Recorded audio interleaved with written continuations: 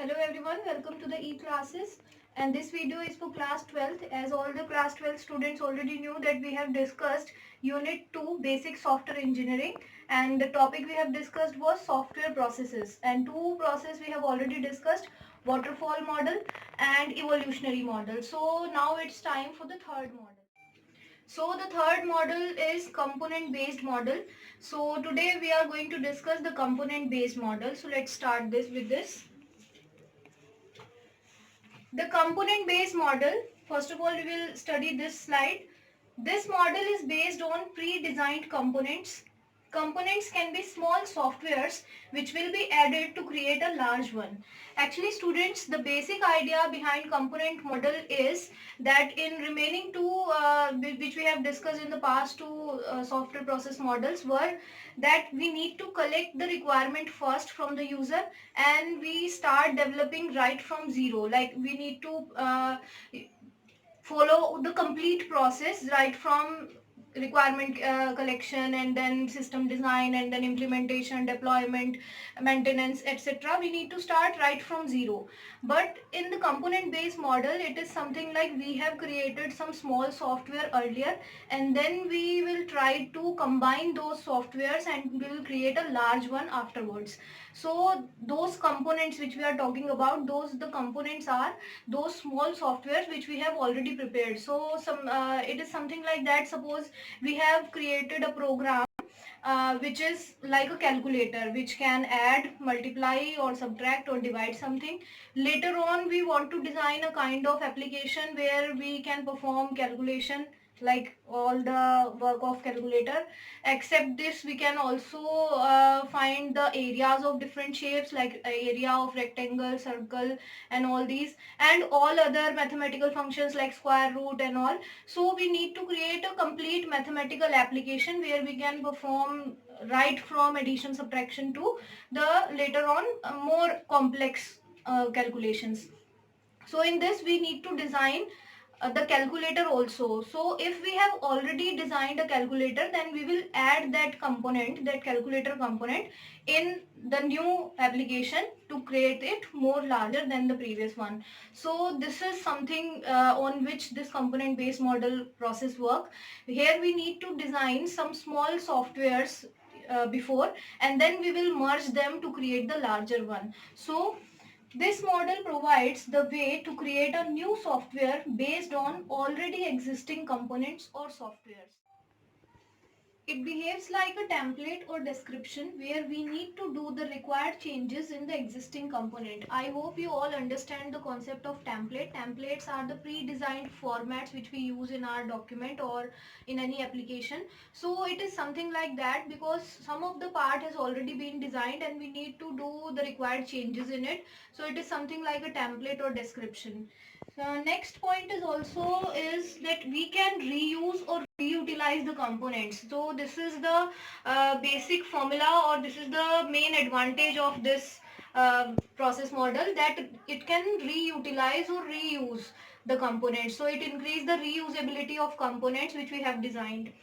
It do not require much work because most of the components are already designed and tested.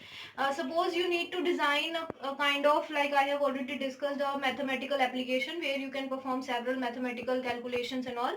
And among them, calculator you have already designed, a program to calculate the softwares you have all to calculate the areas you have already designed. So two of the parts are already designed. So it is something like half of the work has been already done and it is tested, it is manipulated, it is already validated also.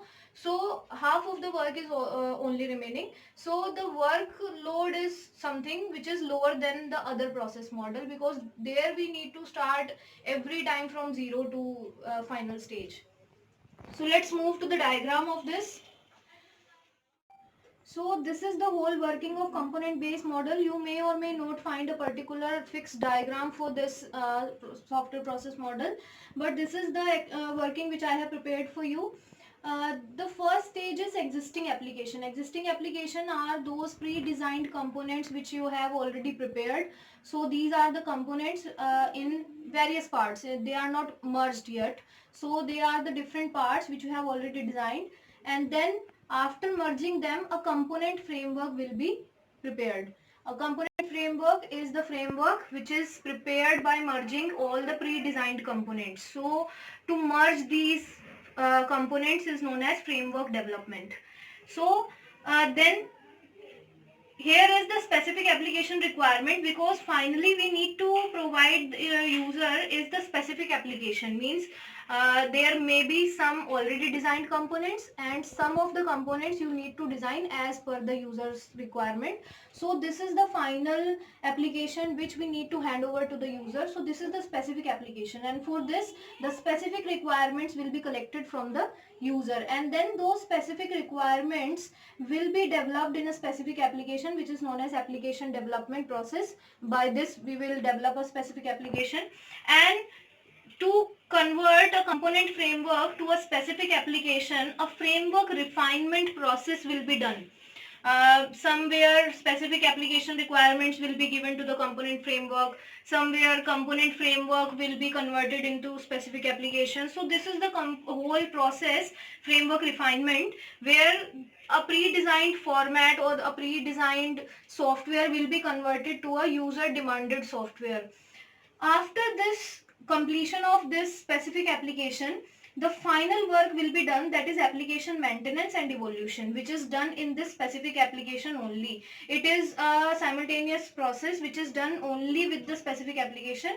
If the user is not satisfied, if the user wants another changes, so we will keep on maintaining this software or updating this software. So this process is known as application maintenance and evolution. So this is the final working, where some of the components are already designed, and the final component will be a combination of pre-designed and newly designed components. So that's why it is known as component based model.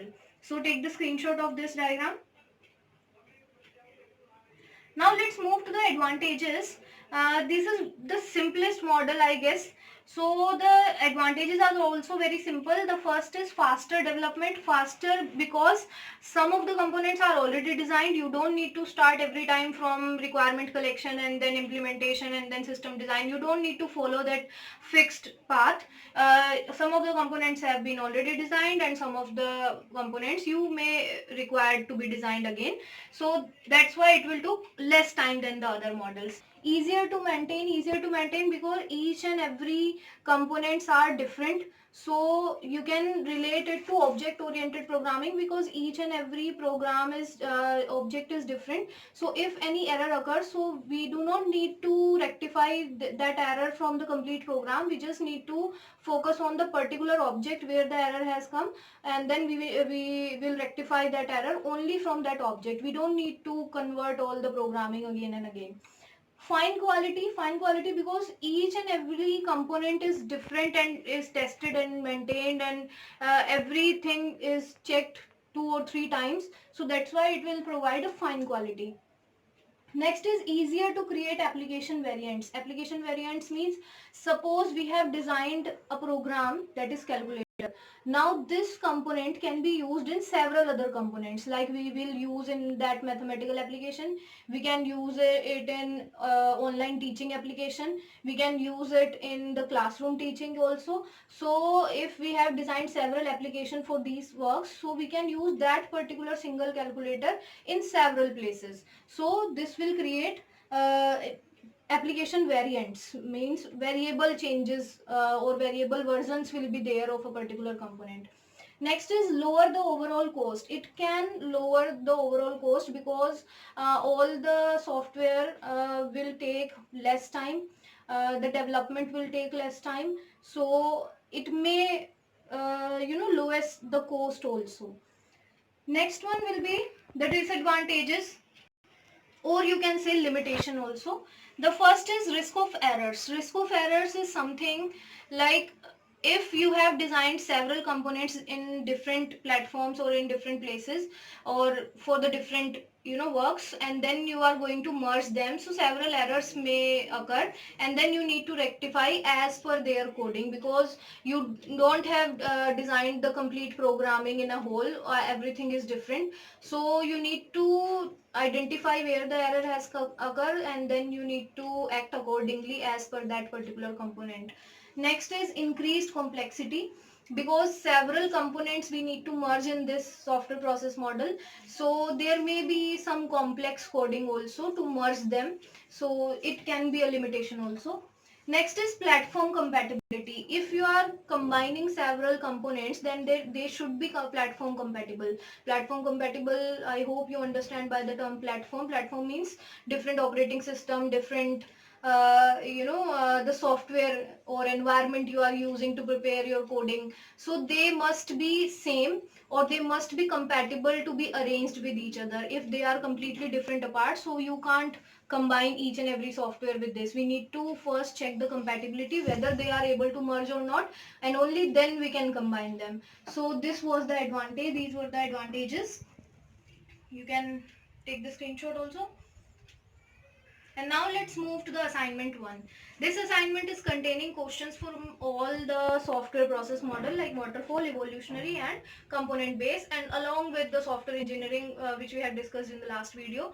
So you need to complete this assignment. These are the 1 mark questions. First is which model is involves user feedback at all stages. Next is what is the use of deployment stage. I hope you know where this term we have studied. Name the different types of evolutionary model. What is software? What is the main advantage of component based model? I have discussed today this by of this. Next is 2 marks question. Differentiate between waterfall and evolutionary model. What are the advantages and disadvantages of evolutionary model? What can be the attributes of a good software? Which software you will say that it is a good one? So what qualities you are seeking in a good software? Here you need to write that. Explain the risks involved in component-based software model. This is the last topic which we have discussed. So take the screenshot of this one also.